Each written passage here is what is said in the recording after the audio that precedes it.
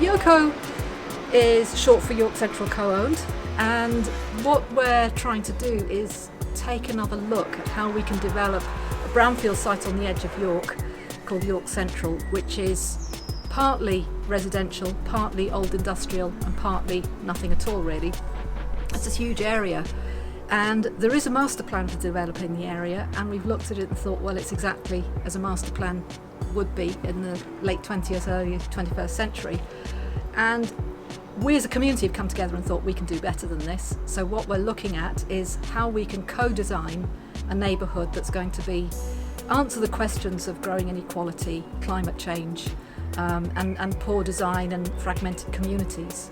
Pull all that together and have something that's affordable, attractive, and really serves the needs of future generations. One of the sort of universal traits with young people is actually the more they are entrusted and empowered with ownership of ideas and responsibility, the more they grow and they are able to shape the things around them, and that's not just their built environment. So I think one of the biggest things that we underestimate is the ability of young people to contribute equally in an adult world. They're very experimental and they almost don't like rules.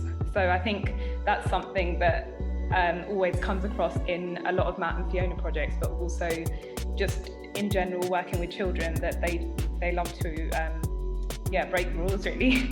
So we've engaged people in the conversation that perhaps they didn't know was occurring before, and I think by local people coming together and acting on something within their vicinity, you can start to make those connections to the wider global challenges. So climate change, for example, is one, and from someone who's got a background in architecture, that idea that being sustainable is something that's preserved for the rich. And I think that actually by thinking about affordability and by thinking about those issues around inequality, actually you really start to open the minds of people that maybe hadn't thought that these challenges are something they could take on. Anyone who supports YoCo's aims will be able to become a member, and you will have a democratic role in that process and in YoCo.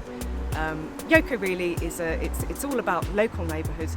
It's York Central co-owned, and we're all about associated neighbourhoods on the York Central development. We're really excited about World Localisation Day. We're really excited about the work that Local Futures is doing. And what YoCo is trying to become is part of that globalised local movement, if you understand. So we're taking that localised approach, we're doing things at a local level, but we are so much more powerful if we can come together with other communities across the world, in every country, every part of the world.